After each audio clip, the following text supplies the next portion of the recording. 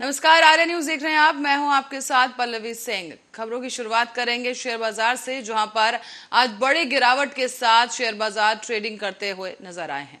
आपको बता दें, बाजार खुलते ही सेंसेक्स में 53,000 के करीब के स्तर पर दिखाई दे रहे हैं और निफ्टी भी इस वक्त 1.7% से ज्यादा टूटा है। बाजार की शुरुआत में आज सेंसेक्स 53,070 पर खुला, जबकि निफ्टी की शुरुआत 15,917 के लेवल पर हुई है। ओपनिंग के मिनटों में ही सेंसेक्स और निफ्टी 1.9% की गिरावट के साथ कारोबार करता नजर आया। बाजार खुलने के साथ ही लगभग 370 शेयरों में तेजी आई, जबकि 1,629 शेयरों में गिरावट आई है, जबकि 73 शेयरों में कोई बदलाव नहीं हुआ। साथ ही आपको बता दें कि सेंसेक्स 1,037.59 अंकों की गिरावट के साथ 53,170.94 पर कारोबार कर रहा है। जबकि बात निफ्टी की जाए तो निफ्टी 16,000 के नीचे ही बना हुआ है। निफ्टी में इस समय पर 298.65 अंक यानी 1.84% की गिरावट के बाद 15,941 पर कारोबार कर रहा है। निफ्टी के 2 शेयरों को छोड़कर बाकी सभी शेयर गिरावट के लाल निशान के साथ कारोबार कर रहे हैं और निफ्टी में अब 300 अंकों से ज्यादा की गिरावट देखी जा चुकी है। बैंक निफ्टी में करीब 732 अंक यानी कि 2.14% की गिरावट के साथ 33,431 के लेवल पर आ गया है।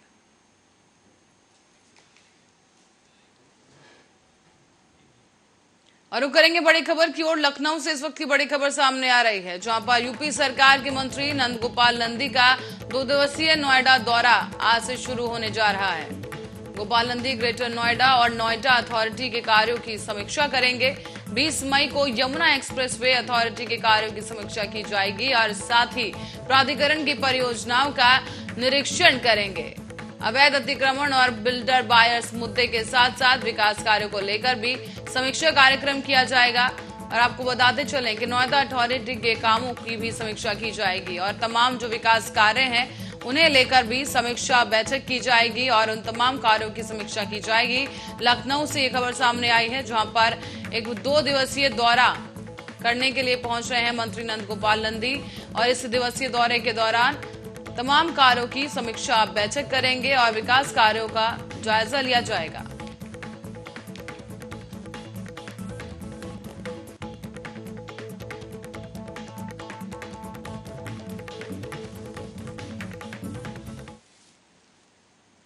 अब बिजनौर के चांदपुर फाटक के पास पुलिस द्वारा चलाए जा रहे वाहन चेकिंग अभियान के दौरान एक कार चालक का सीट बेल्ट नहीं लगाने के चलते चालान काट दिया गया। लेकिन इस चालान कटने से बौखलाए उस डॉक्टर ने सड़क पर चक्का जाम कर दिया है। आपको बता दें कि पुलिस कर्मियों के साथ इस डॉक्टर ने गाली गलौज की और पुलिस ने डॉक्टर के खिलाफ अब सरकारी कार्य में बाधा डालने का मुकदमा दर्ज कर लिया है। तो वहीं सोशल मीडिया पर एक वीडियो वायरल हुआ है, जिसमें थाना चांदपुर में हेड कांस्टेबल मोहित, जो ट्रैफिक के हेड हैं, इनके द्वारा सीट बेल्ट का चालान किए जाने पर, मोबाइल फ़ोन पर बात करने पर चालान किए जाने पर एक व्यक्ति द्वारा अशोभनीय हरकत किया गया, गाली गलौज किया गया, जान से मारने की धमकी दी गई और सड़क पर हंगामा खड़ा किया गया। थाना चांदपुर पर इस संबंध में 353, 332, 504, 506 IPC में अभियोग पंजीकृत किया गया है। इनके खिलाफ सख्त कार्रवाई करते हुए चार्जशीट प्रेषित किया जाएगा। यह भी ज्ञात हुआ कि यह व्यक्ति डॉक्टर संदीप चौधरी है, BAMS का डॉक्टर है। इनके द्वारा पहले भी कस्बे में हंगामा खड़ा किया जाता है। इनको anti social element, trouble maker के रूप में चिन्हित करते हुए कल देर रात बारात से वापस लौट रहे युवकों पर फायरिंग कर दी गई। ये मामला है सरानी क्षेत्र के अंतर्गत आने वाले गरीब खेड़ा गांव का, जहां लालगंज थाना क्षेत्र के अंतर्गत आने वाले बसंतपुर कठोइया गांव के पास निवासी ठेकेदार राजेश लोधी अपने किसी परिचित की शादी में शामिल होने के लिए सरानी क्षेत्र के गरीब खेड़ा गांव गए थे। लेकिन वापस लौटते समय ठेकेदार राजेश लोधी और उनके साथ 2 के साथ फायरिंग कर दी गई। आपको बता दें कि 2 साथी ऐसे निकले उनके, जिस पर फायरिंग से वो बाल बाल बचे हैं, जबकि पीड़ित राजेश लोधी ने बारातियों पर बहस के दौरान फायरिंग का आरोप लगाया। उनका यह कहना है कि उन पर गांव के ही 2 लोगों ने फायरिंग कर दी थी, जिससे कार के पीछे का शीशा टूट गया है। कल रात को क्या घटना घटित हुई आपके साथ? कल हम यहाँ से गए थे अपने गांव से बारात, तो यह सरेनी के पास है गांव, गरीब खेड़ा। तो वहाँ से फिर लौट रहे थे, रास्ते में मिले लोग। उसके बाद गाड़ी रोक रहे थे, गाड़ी हमने नहीं रोका। जब थोड़ा सा स्लो किया तो उसके बाद पीछे आए, तो वो पीछे से फिर कुछ आवाज़ आई फायरिंग की। उसके बाद फिर पीछे से वार कर दिए हमारी गाड़ी में। गाड़ी किसने रोका था आपकी?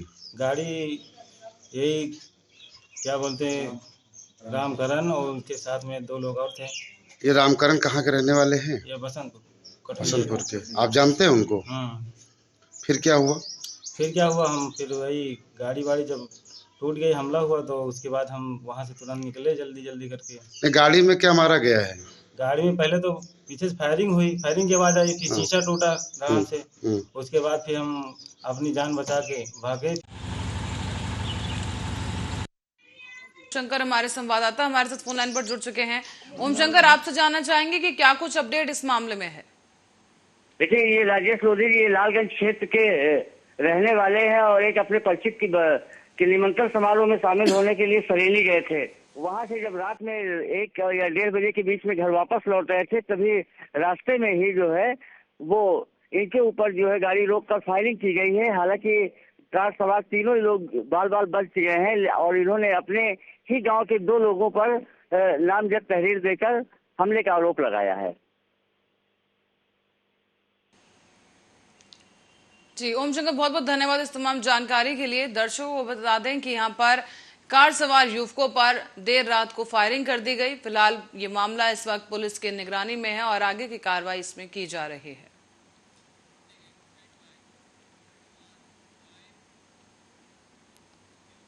तो वहीं पूरे प्रदेश समेत रायबरेली में भी सड़क सुरक्षा सप्ताह मनाया जा रहा है और इसी को लेकर रायबरेली पुलिस ने अनोखी पहल की। रायबरेली पुलिस ने यहां आम लोगों को सड़क पर सुरक्षा के प्रति जागरूक बनाने के अलावा स्कूली बच्चों को भी इसे लेकर जानकारी दी है। पुलिस का मानना है कि स्कूली बच्चों को जानकारी देकर उनके पूरे परिवार को जागरूक बनाया जा सकता है।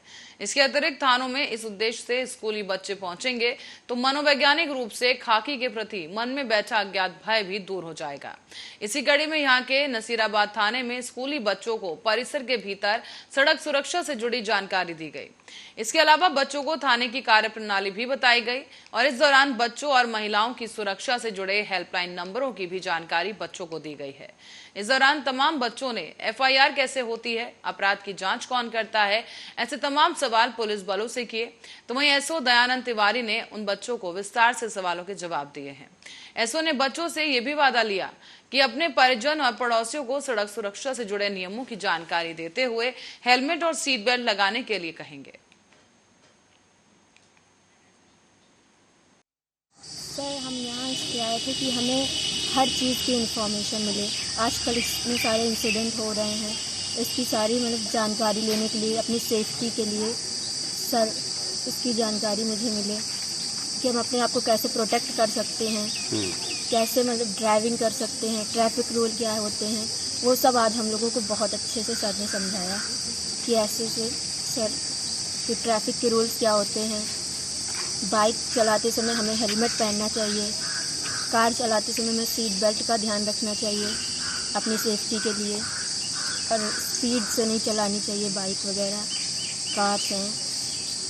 सर, अभी कुछ सड़क सुरक्षा का वो सप्ताह चल रहा है, उसी से रिलेटेड हमारे स्कूल को जागरूक कराने के, उनके बच्चों को जागरूकता फैलाने के लिए कि कैसे अपने आप को सुरक्षित रख सकें, इसलिए हमारे स्कूल के ग्रीन ग्लोब पब्लिक स्कूल के नियरेस्ट थाना पुलिस स्टेशन में आके हमारी सर से एक कुछ जानकारियाँ प्राप्त करी हैं कि यहाँ वर्किंग कैसे होती है, प्लस सड़क की सुरक्षा कैसे की जाए, कैसे ट्रैफिक रूल्स का पालन किया जाए, कहाँ पे कैसे चला जाए, कैसे अपने आप को सेफ किया जाए, इन सब चीज़ों के बारे में जानकारी प्राप्त की। सर, हम यहाँ पे इसलिए आए थे ताकि हमें पता चले कि हम अपनी सेफ्टी के लिए क्या क्या कर सकते हैं। सर, हमें अगर हम कार से जा रहे हैं तो हमें सीट बेल्ट लगा के रखना चाहिए, बाइक से जा रहे हैं तो हेलमेट लगाना भी ज़रूरी है, क्योंकि अगर हम नहीं लगाएंगे तो हमारी जान के लिए खतरा हो सकता है। इसीलिए हम ये सब सीखने अपने स्कूल के पास।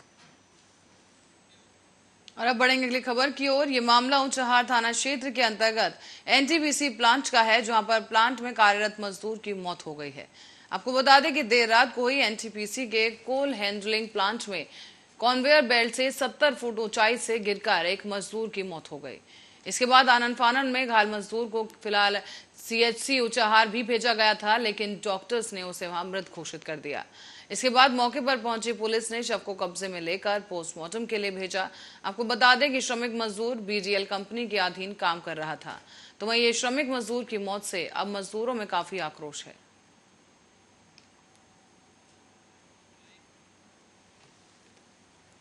खबर बदायूं से है, जहां बदायूं के सरेली गांव में घर के कमरे में एक विवाहिता का शव जमीन पर पड़ा मिला है, जिसके बाद से इलाके में हड़कंप मच गया और सूचना पर मृतका के भाई समेत मायका पक्ष के तमाम लोग गांव पहुंचे, जिसके बाद संदिग्ध परिस्थितियों में जमीन पर पड़े शव को देखकर उनके होश उड़ गए, जिस पर मायका पक्ष ने लोगों ने आग बबूला होकर अभद्र व्यवहार करने लगे और ये मौका देखकर ससुराल पक्ष के लोग फरार हो गए हैं। मौके पर शुभेंदु गोपाल, दातागंज SDM, शिरोमणि थाना अध्यक्ष अवधेश सिंह, SI कृपाल सिंह पुलिस फोर्स के साथ घटनास्थल पर पहुंचे और पंचनामा भरकर मृतका के शव को सील कर पोस्टमार्टम के लिए भेज दिया है। फिलहाल आरोपी फरार हो गए हैं, जिसके बाद अब मकान को अधीनस्थों की मौजूदगी में सील कर दिया गया है। ग्रामीणों के अनुसार CO झानी शुभेंदु गोपाल ने मृतका के 5 साल के मासूम बेटे से भी पूछताछ की, जो कि मौके पर मौजूद था। तो वहीं थाना अध्यक्ष अवधेश सिंह ने बताया है कि मृतका राधा के शव का पंचनामा भरकर पोस्टमार्टम के लिए भेजा गया है और मृतका पक्ष की ओर से तहरीर नहीं मिली है, लेकिन पोस्टमार्टम की रिपोर्ट आने के बाद अगर तहरीर के आधार पर आगे की कार्रवाई की जाएगी। हमारी बहन को उन लोगों ने मार दिया। हम जो पहुंचे तो गले में फंदा था और वो नीचे उतार के गिरा ली। जब आप पहुंचे तो क्या परिजन मिले वहाँ पे? कोई नहीं मिला। तो क्या लगता है आपको कि मारा गया है या क्या हुआ? मार दिया गया है। क्या कोई दहेज फहेज की मांग करते? हाँ, डिमांड थी 15-20 दिन पहले, अभी 20,000 रुपये मांगे, हमने वो दे दिए। फिर उनकी यही डिमांड थी कि पैसे लाओ पैसे लाओ। इससे पहले झाले बनवा के दिए, जो चीज़ डिमांड होती है, अंगूठी दी। तो क्या लगता है आपको? काशी विश्वनाथ मंदिर ज्ञानव्यापी मस्जिद मुद्दे पर जारी विवाद के बीच अब राष्ट्रीय स्वयंसेवक संघ ने बुधवार को कहा कि तथ्यों को सामने आने देना चाहिए। उन्होंने ये भी कहा कि सच्चाई को अधिक समय तक छुपाया नहीं जा सकता और RSS के संवाद प्रकोष्ठ इंद्रप्रस्थ विश्व संवाद केंद्र के पत्रकार सम्मान समारोह को संबोधित करते हुए संघ के अखिल भारतीय प्रचार प्रमुख सुनील आबेकर ने इस विषय पर विचार व्यक्त किए। उन्होंने कहा कि कुछ तथ्य हैं जो सामने आ रहे हैं और मेरा मानना है कि इन तथ्यों को सामने आने देना चाहिए। किसी भी स्थिति में सच्चाई सामने आएगी ही। और अम्बेडकर ने यह भी कहा कि आप कितने ही समय तक सच छुपा लेंगे। मेरा मानना है कि ऐतिहासिक तथ्यों को सही परिप्रेक्ष्य में समाज के सामने आना चाहिए। और ये भी कहा कि वो समझते हैं कि ज्ञानव्यापी मुद्दे का तथ्य सामने आने देना चाहिए और सच्चाई को अपना रास्ता तलाशने देना चाहिए। गौरतलब है कि मस्जिद प्रसिद्धि काशी विश्वनाथ मंदिर के करीब स्थित है और इसकी दीवार से लगी प्रतिमाओं के समक्ष दैनिक पूजा अर्चना करने संबंधी हिंदू महिलाओं के एक समूह की याचिका पर स्थानीय अदालत सुनवाई कर रही है। इस समारोह के दौरान केंद्रीय मंत्री संजीव बालियान ने कहा कि जब उन्हें मस्जिद में शिवलिंग पाए जाने की जानकारी मिली तो वो भावुक हो उठे। उन्होंने कहा कि वाराणसी में ही वो थे उस वक्त और जब ये घटनाक्रम चल रहा था और वो भावुक हो उठे। बालियान ने यह भी कहा कि जब किसी पत्रकार ने उन्हें बताया कि कई सदी से नंदी शिव जी का इंतजार कर रहे थे तब उनकी आंखें भर आईं। RSS के प्रचार प्रमुख अम्बेडकर की ये टिप्पणी महत्वपूर्ण मानी जा रही है क्योंकि 9 नवंबर 2019 को जब उच्चतम न्यायालय ने अयोध्या में राम मंदिर मामले में फैसला दिया था तब ज्ञानव्यापी मस्जिद और मथुरा स्थित शाही ईदगाह मामले में एक सवाल के जवाब में RSS प्रमुख मोहन भागवत ने कहा था कि संघ ऐतिहासिक कारणों से राम जन्मभूमि आंदोलन से एक संगठन के तौर पर जुड़ा था। ये अपवाद था। उन्होंने कहा कि हम अब मानव विकास के साथ जुड़ेंगे।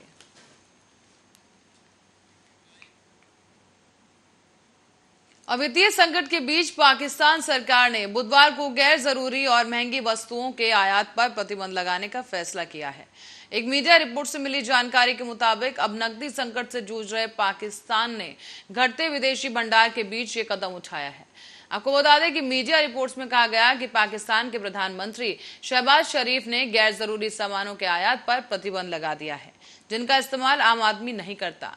इसके लिए निर्देश भी जारी किए गए हैं और साथ ही डॉलर की बढ़ती कीमत पर नियंत्रण करने के लिए इस फैसले को अहम बताया जा रहा है।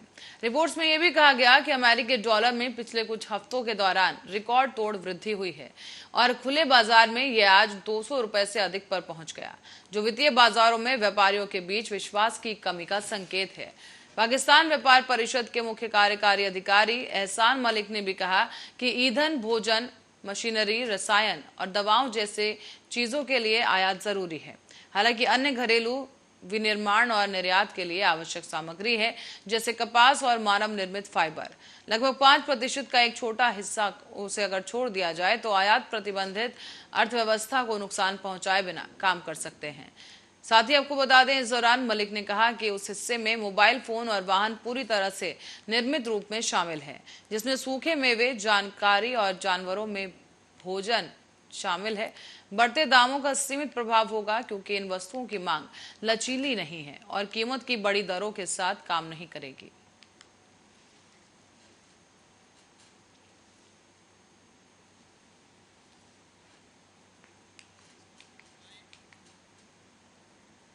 और इस बीच एक बड़ी खबर सामने आ रही है, जहां अयोध्या पहुंचे हैं अखिलेश यादव और इस दौरान अखिलेश यादव के एक विवादित बयान पर अयोध्या के एक संत भड़क उठे हैं। आपको बता दें कि अयोध्या में अखिलेश यादव ने एक विवादित बयान देते हुए कहा कि पीपल के पेड़ के नीचे कहीं पर भी लाल झंडा लगाकर पत्थर रख दो, वो मंदिर बन जाएगा। जिसके बाद संतों ने नाराजगी जताते हुए अखिलेश पर पलटवार किया है और कहा कि अखिलेश हमेशा हिंदू विरोधी बातें करते हैं। उनके पिता ने राम भक्तों पर गोली चलवाई थी और ये लोग केवल मुस्लिम समाज की लाभ की बात करते हैं। सरयू नित्य आरती के अध्यक्ष शशिकांत दास ने कहा कि अखिलेश यादव का ये बयान दुर्भाग्यपूर्ण है। अखिलेश के हृदय में नहीं है हिंदुत्व, केवल नाम के हिंदू है। मुस्लिमों का पक्ष लेते हैं। अखिलेश यादव मुसलमान हो चुके हैं।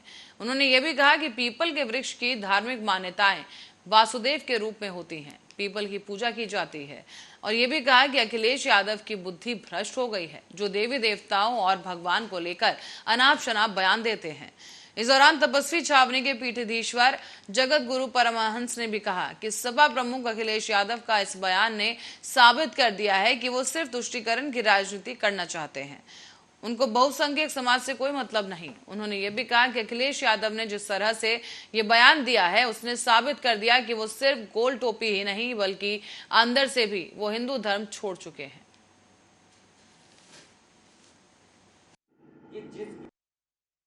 क्योंकि कोर्ट का मामला है, सबसे बड़ी बात यह है कि जिनकी जिम्मेदारी थी सर्वे करने की, आखिरकार वो रिपोर्ट बाहर कैसे आ गई। और हमारे धर्म में तो ये है, हिंदू धर्म में कहीं भी पत्थर रख दो, एक लाल झंडा रख दो, पीपल के पेड़ के नीचे मंदिर बन गया।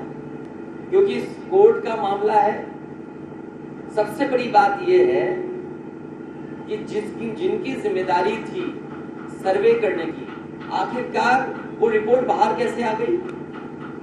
और हमारे धर्म में तो ये है, हिंदू धर्म में कहीं भी पत्थर रख दो, एक लाल झंडा रख दो, पीपल के पेड़ के नीचे मंदिर बन गया।